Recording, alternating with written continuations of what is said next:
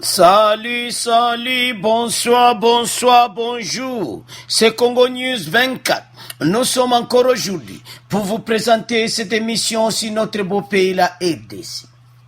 Comme d'habitude, toujours avant de commencer, nous disons merci à Dieu. Nous disons merci à nos chers abonnés et téléspectateurs qui nous suivent partout dans le monde et en RDC. Comme vous le voyez, breaking news. Bandeko, message écoui. Le groupe armé décrète un cessez-le-feu au Sud Kivu, mais pose des conditions. Ba groupe armé bandeko na Sud Kivu ba décréter cessez-le-feu, mais besoin de ma condition va pêcher on gagne yonda to discuter une mission et belé beaucoup ça la d'accord. Alors bande commence à la connecter parce que où est breaking news. Boyem sabandeko était message quoi était na Sud Kivu pression pe ba mai le kaki. Alors c'est le fait. Mais va pèse ma condition bandeko. Toko développe une émission la biso. Toko loba lisusu pona 1900 FDLR Rwanda Obazong Saki. Alors FARDC basale musana balo 1900 retour à l'expéditeur Bazongi Rwanda. Alors toko développe une émission la biso. Boy sa bandeko émission bande za breaking news. Et Zab News ou Ekoué Kaka ce soir était cessez-le-feu et je salama kalati. Alors, commençons avec le premier point. Oh, il y a 1900 Rwandais, oh, il y a en Rwanda. Plus de 1900 combattants rwandais de FDLR et leurs dépendants ont été rapatriés hier matin au Rwanda. Il s'agit de combattants capturés vifs ou les rendus dans les combats qui opposent FARDC aux groupes armés à l'est du pays, à Calais.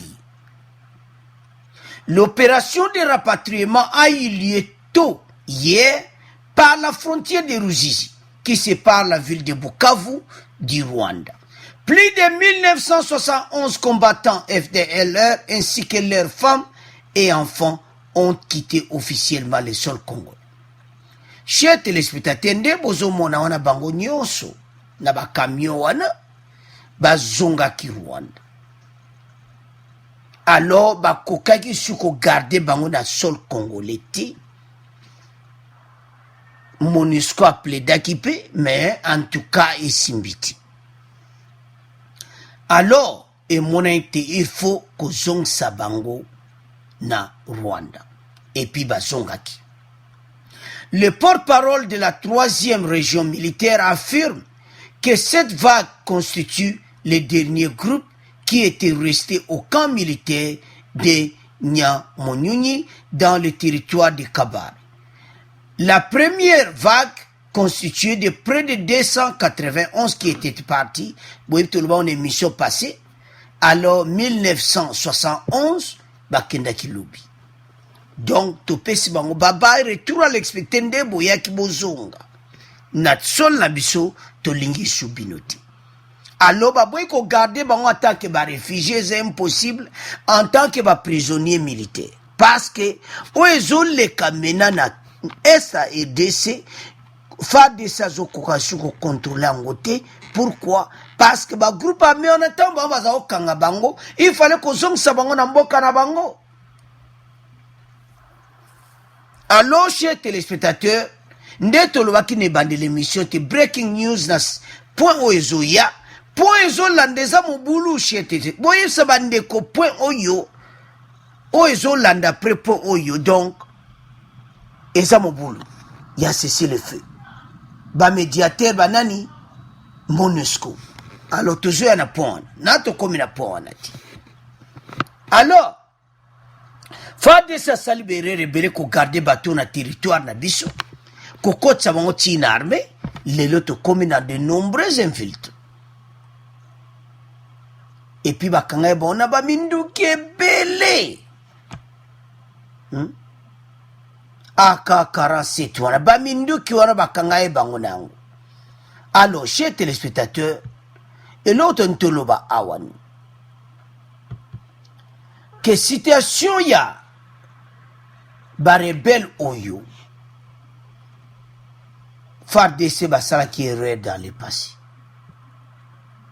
mais agissement ya peuple kotomboka ya peuple alors bango mpe babani ko comprendre donc bato oyo toko garder bango lisusu te bazongisi bango retour à l'expéditeur bazongi pena na Rwanda parce que basala bere liboso ke bato bagarda bango na territoire na biso bazina bo bazaki na ba prison wana nyonso bazongisi bango na Rwanda parce que bazosala bere rebele koza bataboy. Alors ezai pena kitoko te, il fallait kozongisa bango na mboka na bango.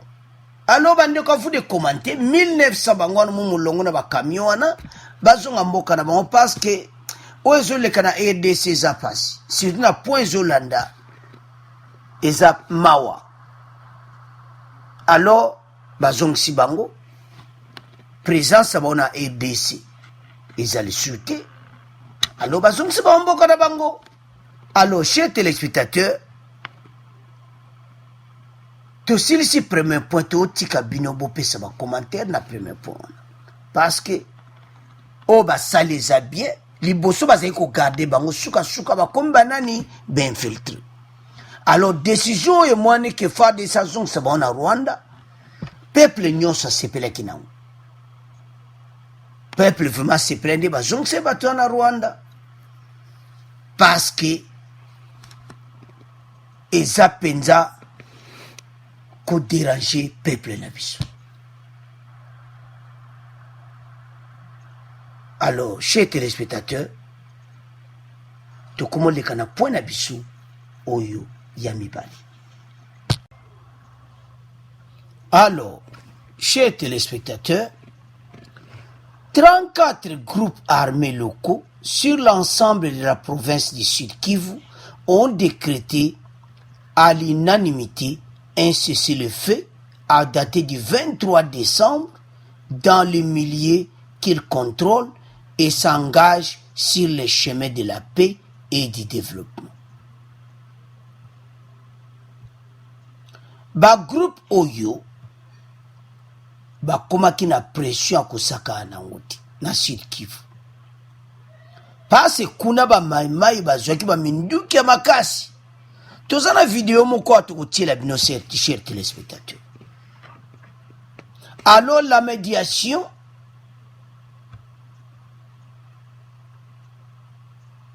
a été organisée par la MONUSCO. Donc MONUSCO mutazo sa la médiation wana entre ba groupe armé na armée na biso. Parce que ba groupe armé wana ba maimai mutu ba ide pena FARDC. La résolution a été prise à l'issue d'une retraite dénommée Leadership Cohésif, Fizi, Uvira, Mwega, Kalehe, Walugu, Shambunda et Kabari. Bato nyonso bazalaka kuna ya Sud Kivu ba yebi o tozolo basiko. Na ba territoire na totangi. Alors nini wana bas ezaki organisé le mercredi au Sud Kivu. Donc le mercredi 18 jusqu'au vendredi 20 to bazaki na ba négociation MONUSCO mutazako sala négociation wana. Eza ya koyinda na émission oyo.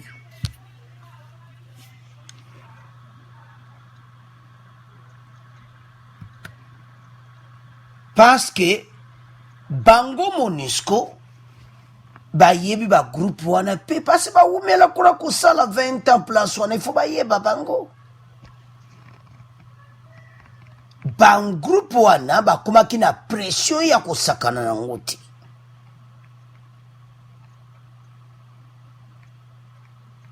Le commandant et représentant de l'essentiel des groupes armés présents au Sud Kivu ont décrété la cessation des hostilités dans les contrées qu'ils occupent.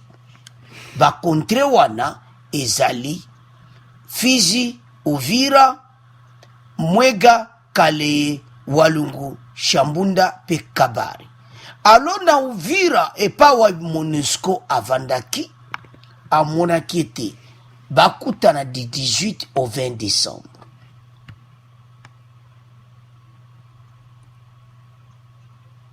Yoka siko message ya ba groupe armé wana. Nous, groupe armé, réunis en date du 18 au 20 décembre 2019, décrète un cessez-le-feu immédiat. C'est à partir du 23 décembre 2019 pour donner la chance aux partis en conflit de résoudre leurs différends par voie de dialogue. Bon, comment c'est un dialogue? Exhortons les autres belligérants au nom de la paix dont les FARDC, les Ngumino et les autres non présents observaient la même chose. FARDC ayaki na Haïti. Mais MONUSCO motu asalaki yango pe aorganizaki yango. Siko loko nini FARDC basalaki? FARDC baza aidé na groupe tozo benga Mai Mai. Ba Mai Mai bango baza ko aider FARDC. Parce groupe wana yango batu baza otuna minduki ba on bazwi wapi? Minduki moko makasi chez téléspectateurs. Bande koza breaking news lelo balobi tovanda FARDC basengi FARDC tovanda biso totiki na biso makambo oyo mais topesi condition. MONUSCO mutaza médiateur nakati bango babandaki consultation du 18 au 20 vendredi. Alors lelo nde baye kopesa réponse na ba condition na bango. Les signataires de cette communiqué final exigent la libération immédiate. Wana première condition na bango. Libération immédiate, c'est à partir du 23 décembre de tous les prisonniers des groupes armés locaux qui croupissent dans des différentes prisons de la République, dont va libérer les prisonniers nyonso ba FARDC akangaki batika bango. Est-ce que open eza batu pena bo négocier na bango? Bon, MONUSCO a la médiation. Wana pena to tiki bino pena boloba. Mais tozo senga na émission oyo passe eza passe. Na tango na otanga ba condition oyo bo fingati. Bo fingati passe émission oyo ezo salanga pe passe na ba condition bango ba pesi. Deuxième condition. Ils exigent également la libre circulation de tous les combattants des groupes armés et demandent au gouvernement de la RDC de mettre en application les décisions et engagements pris lors des assises entre les parties prenantes allant du 18 au 20 décembre 2019. Na réunion wana esalamaki o médiation wana basinyaki mwa bakor moko. Mais est-ce que balobi ke FARDC asalaki te? Mais awa ba groupe armé o balobi clair ke nde tosinyaki bango bazo senga libre circulation de tous les combattants des groupes armés et demande au gouvernement de la RDC de mettre en application des décisions oyo bango basiaki mercredi epai ya MONUSCO. Bozoyoka MONUSCO azaki asiaki direct du 18 au mercredi du 18 au vendredi. Alors lelo bayo pesa ba condition na ba wa deuxième condition bandeko ba esima toko rappelle bino ba condition nyos parce que bien écrit et bien établi bango ba pesi kaka ba condition na bango. Et puis balobi pourquoi ba osenga libre circulation ya ba combattant na bango pour permettre l'atterrissage en douceur et donner la chance à la paix longtemps attendue au Sud Kivu. Atolo ba Sud Kivu. Parce que Nord Kivu kuna eza makamba ADF kuna nanu kudu solution eza. Tolo ba Sud Kivu.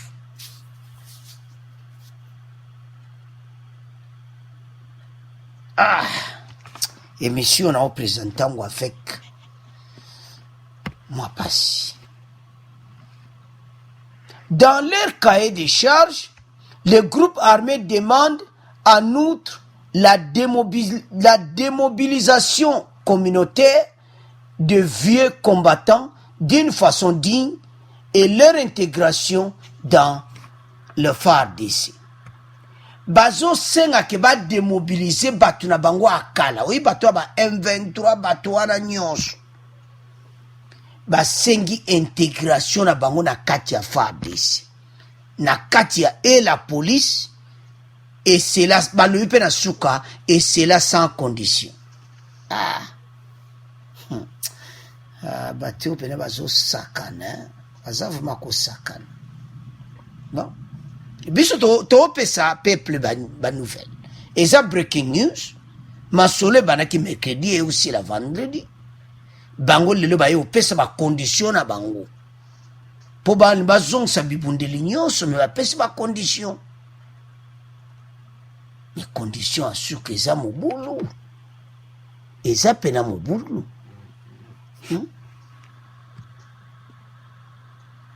Première condition, total la nouvelle condition na misatu.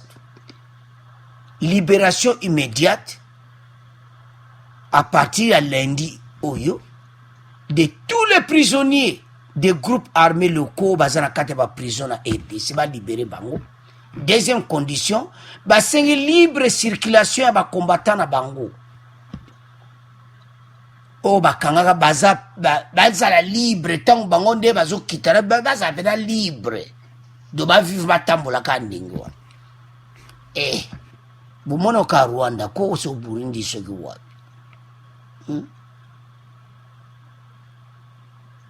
Pour permettre l'atterrissage en douceur et donner la chance. Troisième condition, démobilisation communautaire de vieux combattants. Donc, vous voyez que bazana battu na bonzo, baza M23, baza ka bloqué. Na kati kuna, batika bango va démobiliser bango. D'une façon digne de leur intégration na bakoti sa bango na FARDC. Donc, bazui bango, batie bango na FARDC pe na police. Et c'est là sans condition. Donc, si on comprend le scénario, et li ko lo batelera la Kabylie bande ko to lande mission kitoko pena donc na lera la Kabylie c'est que batiaki bango pe na police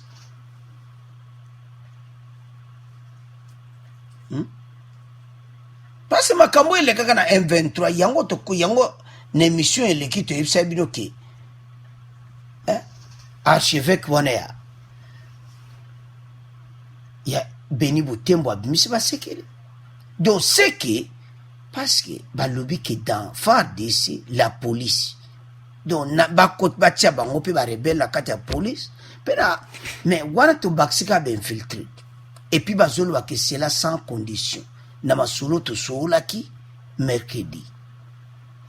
Mais FARDC azaki na bango te, bandeko. Ba zaki MONUSCO, sko, nana yeba. Ba peuple alinga yeba na leur MONUSCO azo sola na batu oyo avec la permission de qui?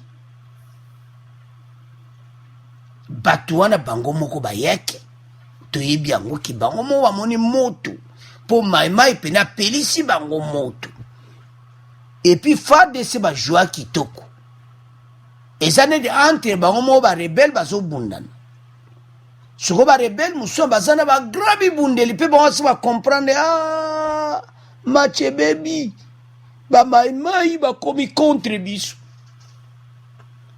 na bamai bana mboka bamoni no Sud Kivu oyo baminembo ekuti basi bakanga munoko makambo kuta minembo do eza do bakanga na bango bagroupe nyonso bamoni ke mission na bango moye simba liso eza te baye komipesa mais boye komipesa na bacondition aboye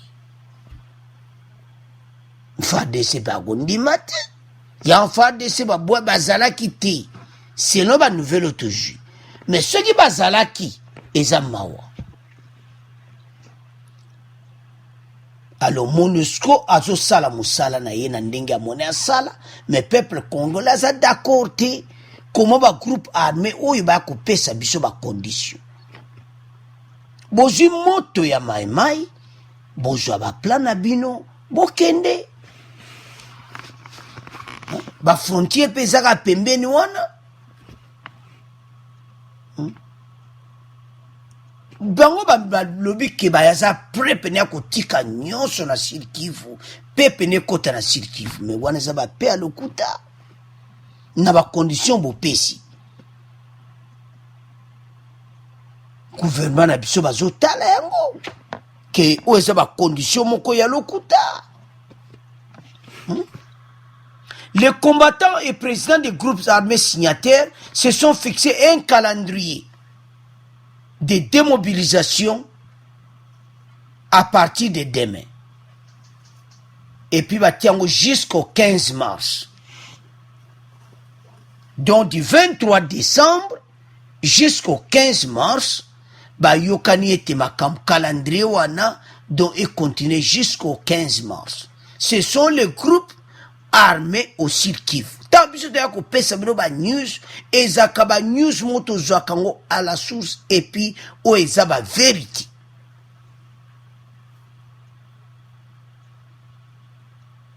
MONUSCO yemo mutabeleli yango. Donc MONUSCO yemoko. Boyebi ke bazana radio na bango, bazana makamu na bango na RDC, balobi ke ba joua ki médiation. Na ba groupe wana. Alors, chers téléspectateurs, eza mobulu dossier. Eza mobulu. Boye sabso ke bazwa ba combattant na bango wana toi na ba vieux combattant na bango d'une façon digne et leur intégration dans le FARDC et la police. Et cela sans condition. Et puis, ça va commencer du 23 décembre jusqu'au 15 mars. Vous pouvez calendrier. MONUSCO il faut pas jouer ba rôle kitoko parce que et au moins on a peine kitoko te donc mutinyo cela otala kabon MONUSCO zo sola na batu oui oyebi bang quand bazo pesa ba condition oyo bana mercredi wana 18 jusqu'au 20 décembre et c'est botuna qui FARDC à vous de commenter peuple.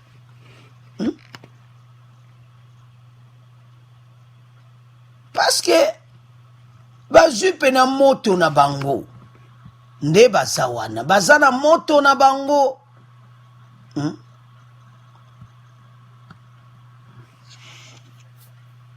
Cette méfiance fait suite aux allégations selon lesquelles les FARDC seraient en train de traquer les groupes armés en défaveur d'une communauté locale en conflit et d'appuyer les Maïmaï.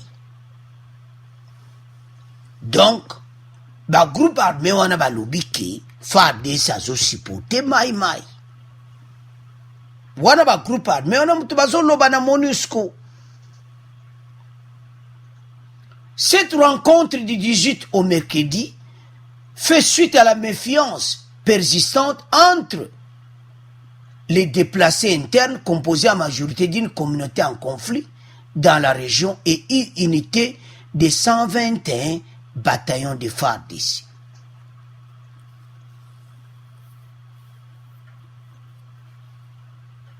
Alors bandeko, makambo oyo eza mobulu. Eza mobulu. Et puis, FARDC a le bibouille. Le commandement de la 3e brigade spéciale de FARDC a expliqué la neutralité de l'armée dans les combats entre les miliciens dans la région. Bah, lui, bango va supporter bango maïmaïti. Et là, on dit bango va zolo ba bon passe na minduki oto laksibino wana. Bango va otuna bango maïmaï minduki ya jui wapi. Akasi minduki ya na pe yango pe mute sengi bino bo senga la pete. Boyete botika mais bolie boya na bino pe kaka na esprit ya bien bozo ya na ba condition ya bon. Alors tozo féliciter d'abord les maïmaï na musalo bazo sala pour ceux qui le loyo to di breaking news oyo eza pona ba maïmaï baza ba courageux. Alors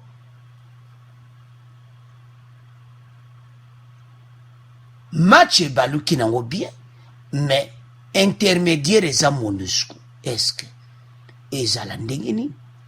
Le calendrier de démobilisation du 23 décembre au 15 mars pour batwana nyonso ba démobiliser bango nyonso me ba condition ba pesi yango nde peuple azoloba me ba condition oyo ba condition eleki bakasi ba condition wana ba pesi na ebite siko ezomwana clair ki passe ba lobi awa ke ba zalana ba singi ba condition ba tia ba condition ba na armée pe na police. Donc na l'air la Kabylie le M23 ba tika minduki donc ba singa les mêmes conditions donc eza nango clair yango ben filtre ba tondaki.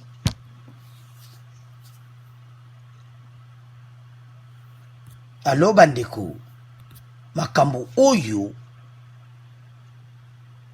bango basengi ke batika balandela lesu bakambi so M23 te makambo ebele o basengi.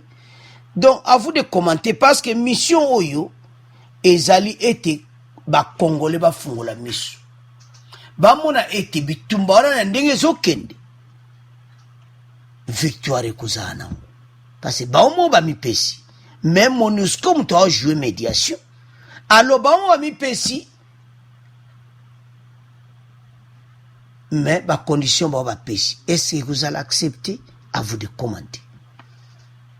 Alors to comme na fait mission na biso merci na ba commentaire na bino merci na ndebo zo soutenir ba mission na biso to comme le kana résumé na biso. Alors chers téléspectateurs to comme na fait mission na biso premier point ntolo banini 1900 FDLR ba Rwandais bazongsi ba ona mboka na bango ba groupe wana bakangaki bango. Et puis bazongi na ba famille na bango nde bozomona na ba camion donc bazongi mboka na bango nde bomona kiwana.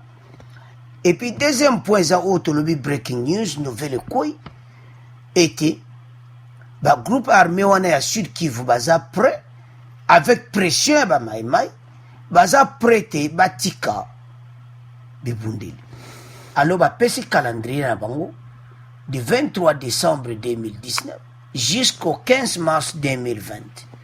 Alors baba na ko se retirer na makambo ba condition bango ba pesi nde to rappeler bino wana libre circulation ba kotsa ba na armée pe na police ba libérer ba prisonnier na bango nyonso o bazana ba prison FARDC. Alors ba condition wana tout bango ba pesi ezamu. Alors médiation ezaki ONU mutasala ki médiation wana entre ba groupe armé wana. Alors mais oyo ba condition ba pesi eza mobulu ke endima ma vraiment. Alors biso tout tolandi émission bopesa ba commentaire na bino do ba mama ipena ba chauffer bango eza ya koyinda na Sud Kivu Bon abonner massivement, bon aider biso. Merci pour vos commentaires, merci pour vos ndeko sur vos commentaires na bino. Au revoir, à la prochaine.